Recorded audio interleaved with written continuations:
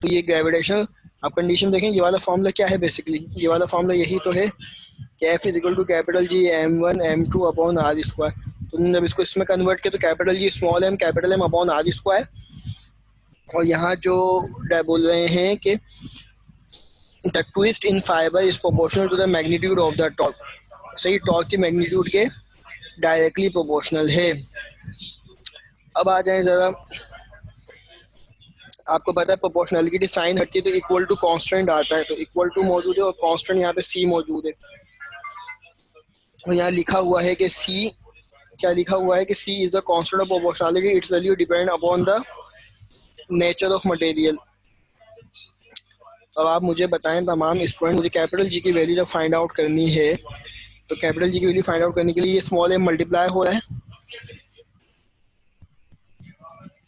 Small M multiply हो रहा है, उधर जाके क्या होगा, आप कहेंगे सर उधर जाके ये डिवाइड होगा, small m capital M multiply होगा, इधर जाके क्या होगा, डिवाइड होगा।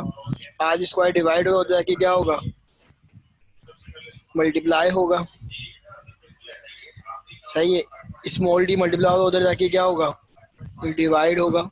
तो अगर मैं इसको अरेंज कर दूं कि r square divided by small m capital M d multiply by c theta, तो देखेंगे यही फॉर्मूला बन गया। जब आपके पास आर की वैल्यू गिवन होगी, कैपिटल एम की वैल्यू गिवन होगी, स्मॉल की एम की वैल्यू गिवन होगी, डी की वैल्यू गिवन होगी, कैलकुलेट करने के बाद साइंटिस्ट ने इसकी कितनी वैल्यू निकाली, 6.67 10⁻⁻11 न्यूटन मीटर स्क्वायर पर किलोग्राम स्क्वायर। तो ये कैवेंडिश ने इसको ड्राइव किया था, कैवेंडिश ने डिफाइन किया, तो कैवेंडिश ने ही इसकी वैल्यू निकाली। जी भाई, तमाम स्टूडेंट को क्लियर हो गया है तो चैट पर रिप्लाई कर दें। तमाम स्टूडेंट को अगर ये क्लियर हो गया है टॉपिक तो चैट पर रिप्लाई कर दें। ये टॉपिक पेपर में नहीं आता, जस्ट नॉलेज के लिए समझा दिया है। अब जो इन्फिनिक्स स्मार्ट से जो कह रहे हैं नो, मैं रिमूव कर दूंगा, उन स्टूडेंट है उनका नाम बता दें। देखें भाई, ग्रेविटेशनल कांस्टेंट का मैंने अभी बताया था थोड़ी देर पहले, तो एक आध स्टूडेंट को क्लियर नहीं हुआ है वो दोबारा समझ लें। आप पहले मुझे बताएं, हमने एक फॉर्मूला पढ़ा था, capital F is equal to capital G m1 m2 upon are square. तो यहाँ कैपिटल जी की वैल्यू हमने पढ़ी थी 6.67 10⁻11 न्यूटन मीटर स्क्वायर पर किलोग्राम स्क्वायर, ये पढ़ा था। अब ये हमें देखना है कि ये वैल्यू आई कहाँ से। तो मैंने बताया कि the value of capital G was determined by experimentally by Henry Cavendish ने। हेनरी कैवेंडिश नामी साइंटिस्ट ने 1798 1798 में इसको डिस्कवर किया with instrument called Cavendish balance, जिसका नाम क्या था, कैवेंडिश बैलेंस था। It consist of two small sphere. वो सबसे पहले उसने दो स्मॉल स्फीयर ले, जिसका एक का मास उसने स्मॉल एम रखा, दूसरे का मास उसने कैपिटल एम रखा। मैं बता रहा हूँ कहाँ से। एक का मास उसने जो है वो कैपिटल एम रखा, दूसरे का मास उसने स्मॉल एम रखा। इन दोनों के दरमियान जो डिस्टेंस था उसने क्या रखा, आर रखा।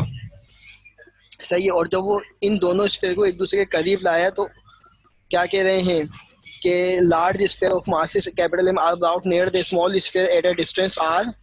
इस कंडीशन पे क्या हो गया है, at a distance r, at a distance r the force of gravitational attraction between the sphere produce torque. तो उन फोर्स ऑफ ग्रेविटेशनल अट्रैक्शन की फोर्स से उन स्फीयर के दरमियान क्या प्रोड्यूस हो गया, टॉर्क प्रोड्यूस हो गया, टर्न यानी कि टर्निंग इफेक्ट प्रोड्यूस हो गया। तो द ट्विस्ट इन फाइबर, तो फाइबर में क्या आ जाएगा, ट्विस्ट आ जाएगा। ये फाइबर यहाँ मेंशन है, सही है। फाइबर में क्या आ जाएगा, ट्विस्ट आ जाएगा। और ये the twist in fibre is proportional to the magnitude of the torque. तो ये प्रोपोर्शनल हो जाएगी मैग्नीट्यूड ऑफ द टॉर्क के, ये प्रोपोर्शनल हो जाएगी किसके, मैग्नीट्यूड ऑफ द टॉर्क के। तो जब ये बात कर रहे हैं,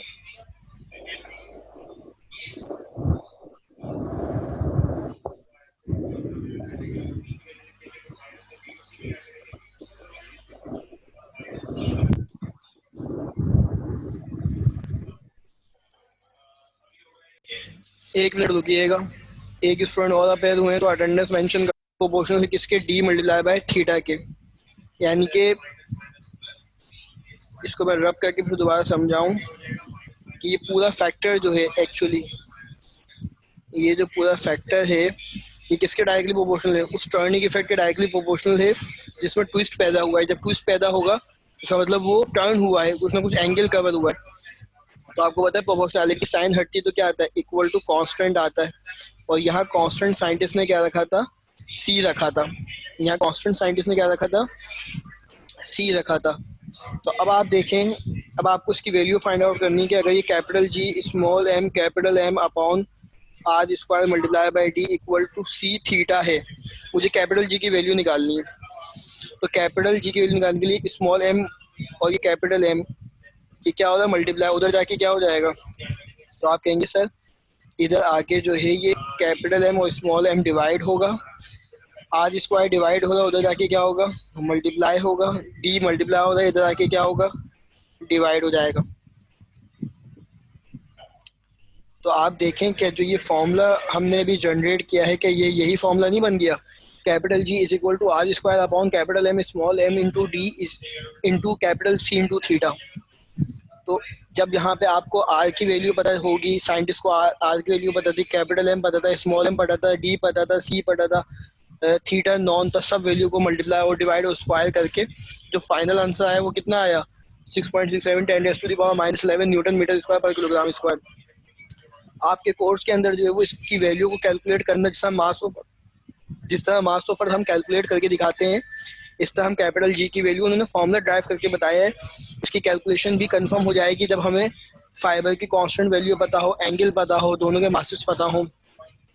अब क्लियर है तमाम स्टूडेंट को? अब आ जाए, अगला टॉपिक है value of ji decrease with altitude. अब ये भी एक इम्पॉर्टेंट टॉपिक है, थोड़ी बड़ी डेरिवेशन है, इसको जरा तरीके से समझ लेते हैं।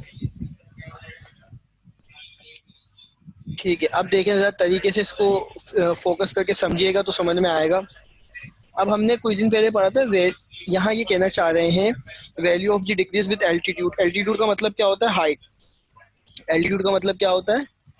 पहले तो ये ध्यान में रखें, हाइट।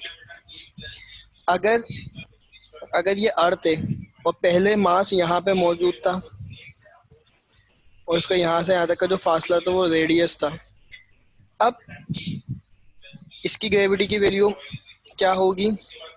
कुछ ना कुछ होगी। अब ये अर्थ है और मास अब इतना दूर चला गया है, ये मास ऑफ अर्थ है, ये स्मॉल एम है, और ये रेडियस ऑफ अर्थ है। अब जो मास इतना दूर चला गया है तो इसकी हाइट अपनी कुछ ना कुछ होगी। तो अब जो टोटल रेडियस निकलेगा, आप कहेंगे सर ये आर ई ऐड होगा किसमें? एच में। आर ई ऐड होगा किसमें? एच में। सही है, बात समझ में आई? और आपको पता है कि जब भी अवेद अर्थ वाला मामला होता है तो ग्रेविटी की वैल्यू कम होती है। जब भी मास जो है वो जमीन से दूर जाता है तो वैल्यू कम होती है। जब भी मास जो है वो टुवर्ड दी अर्थ आता है तो ग्रेविटी की वैल्यू प्लस में लेते हैं, बढ़ती है। अवेद दी अर्थ ग्रेविटी की वैल्यू माइनस में लेते हैं, टुवर्ड दी अर्थ ग्रेविटी की वैल्यू प्लस में लेते हैं। अब हम चेक करना चाह रहे हैं कि value of ji decrease with altitude, यानी कि वैल्यू ऑफ जी जो है वो हाइट पर जाके डिक्रीज होगी। तो the acceleration of gravity small g is the acceleration imparted to a body on its own weight. The acceleration of gravity small g is the acceleration imparted to a body by its own weight.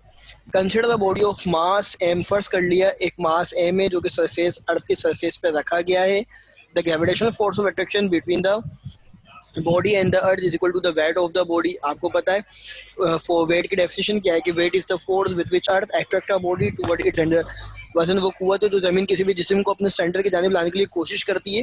तो अगर कोई object जिस force से आ रहा है जमीन की जानिब तो वो किस में कन्वर्ट हो जाएगा? वेट में कन्वर्ट हो जाएगा।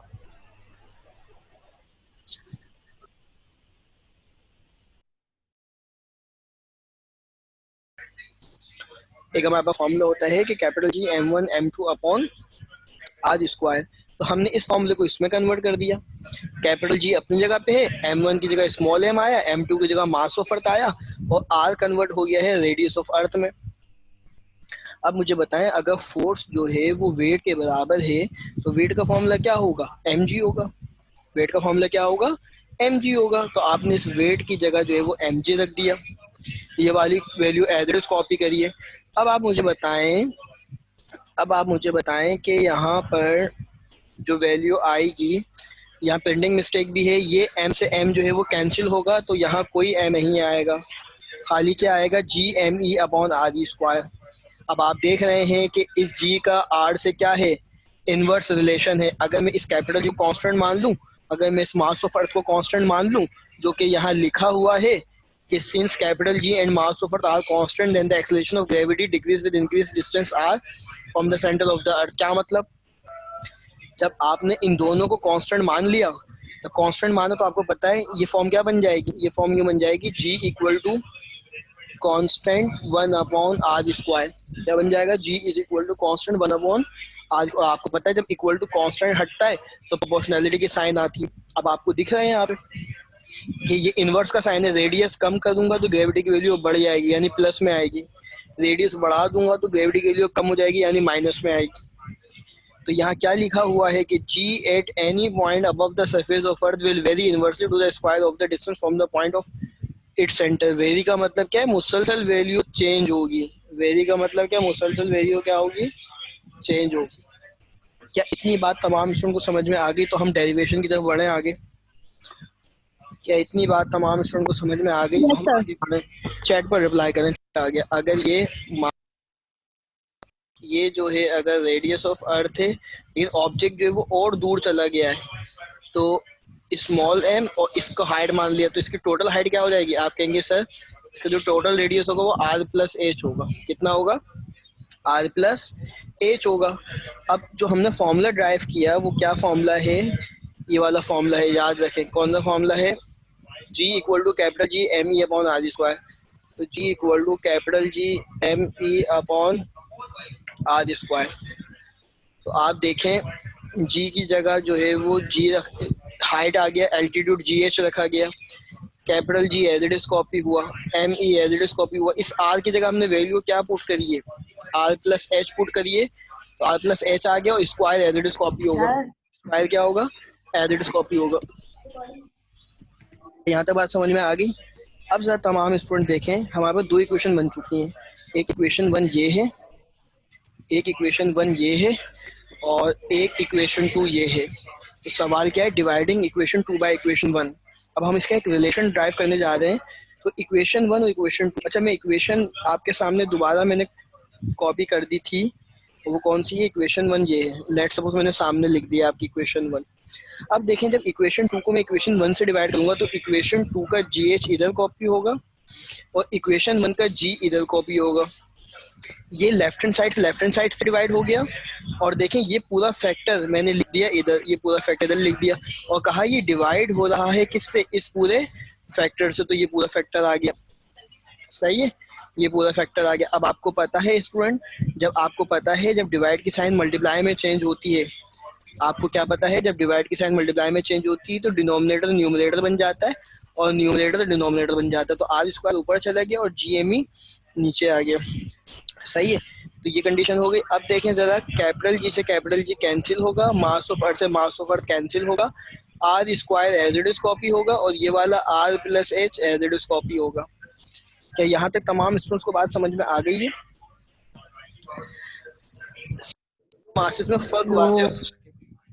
अच्छा अब आप देखें, कहीं पर हम एलसीएम अगर लिया हुआ होता है तो हम उसको एलसीएम ब्रेक कर देते हैं। इसी तरीके से कहीं हमारे पास यूँ फॉर्मूला होता है कि 1/a/b, तो हम उसको यूँ ऊपर मल्टीप्लाई करके लिखते हैं, तो b/a हो जाता है।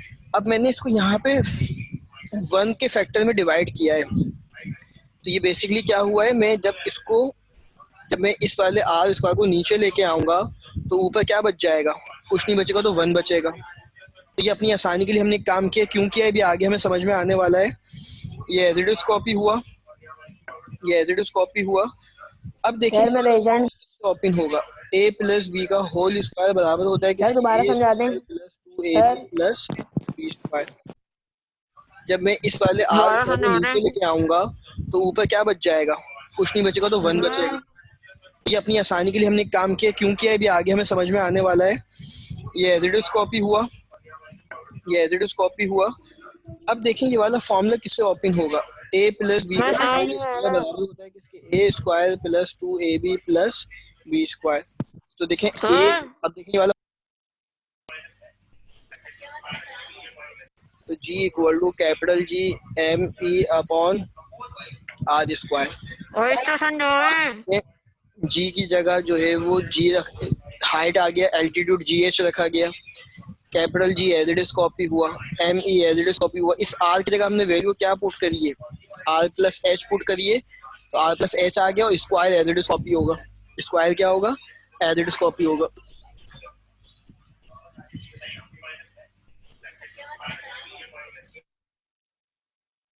चुकी है।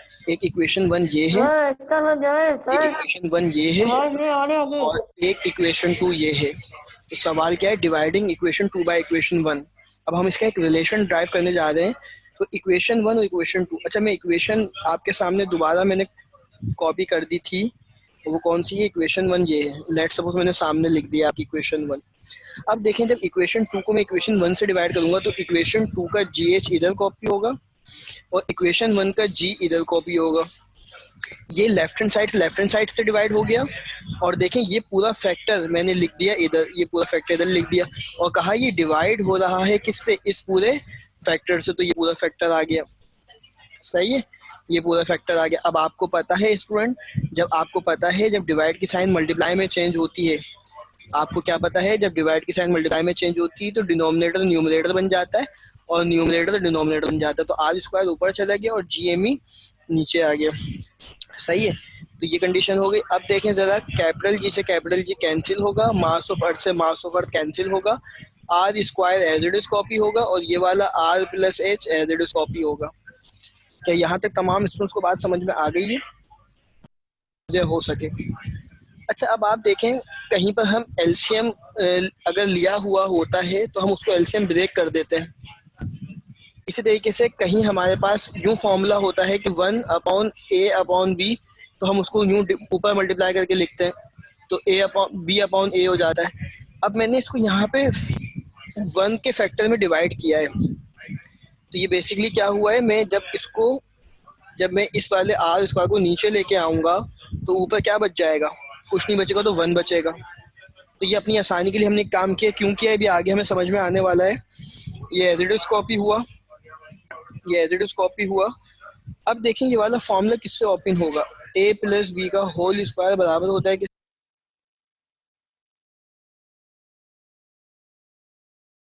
इसके, A square plus two A B plus B square. तो देखें ए, अब देखें ये वाला फॉर्मूला मैं ओपन करने जा रहा हूँ। ए क्या है यहाँ पे, ए आर है और एच जो है वो बी है। तो आप कहेंगे सर ए का स्क्वायर प्लस टू ए बी और प्लस बी स्क्वायर, ये वाली वैल्यू उठा के जब पुट कर दी। अब मैं एलसीएम ब्रेक करने जा रहा हूँ। एलसीएम किस तरह ब्रेक होगा, एलसीएम ब्रेक होगा वन अपॉन ये आर स्क्वायर, इसके साथ भी आएगा, इसके साथ भी आएगा और इसके साथ भी आएगा। तो are square upon are square, two r h upon are square, H square upon are square. तो आर स्क्वायर से आर स्क्वायर कैंसिल हुआ, कितना बचेगा, वन, ये आ गया वन। आर स्क्वायर से एक आर कैंसिल हुआ, तो ऊपर क्या आएगा, ये नहीं आएगा, बस ये आएगा टू एच अपॉन आर आ जाएगा। सही, और H square upon are square as it is copy होगा। तो अब आप देखें, जो भी स्क्वायर की टर्म होती है उसको नेग्लिजिबल कर देते हैं, क्योंकि उसकी वैल्यू बहुत मिनिमम हो जाती है। उसकी वैल्यू क्या हो जाती है, बहुत मिनिमम हो जाती है, इसलिए उसको नेग्लिजिबल कर देते हैं। तो ये वाला फैक्टर हट जाएगा और बाकी क्या बचेगा, वन कॉपी होगा, one plus two h upon r copy होगा। इसकी पावर कुछ नहीं है तो प्लस वन है, ये ऊपर जाके क्या हो जाएगी, माइनस वन से जब जाके मल्टीप्लाई होगी तो क्या हो जाएगी, माइनस वन हो जाएगी। ये डिवाइड हो रहा है, उधर जाके क्या हो जाएगा, मल्टीप्लाई हो जाएगा। और ये माइनस की जो टर्म है, इस प्लस से आके प्लस माइनस क्या हो जाएगी, माइनस हो जाएगी। ये बेसिकली प्लस माइनस माइनस नहीं होती, ये एक इंटर की मैथ का फॉर्मूला है जिसको आप कहते हैं बायनोमियल थ्योरम, बायनोमियल थ्योरम। तो ये उससे सॉल्व होता है, तो ये पावर इससे आगे माइनस होती है। तो the term containing higher power of h upon a are neglected. So this equation shows that the greater the value of h, the smaller the value of g. अब आपको ये बात पता चल गई है कि जहाँ पे वैल्यू ज़्यादा होगी हाइट की, जी की वैल्यू कम हो जाएगी, जी की वैल्यू ज़्यादा होगी तो हाइट कम होनी चाहिए। ये कहलाती है value of ji decrease with altitude. क्या तमाम स्टूडेंट को यहाँ तक क्लियर हो गया है, तो चैट पर रिप्लाई करें। तमाम स्टूडेंट को यहाँ पर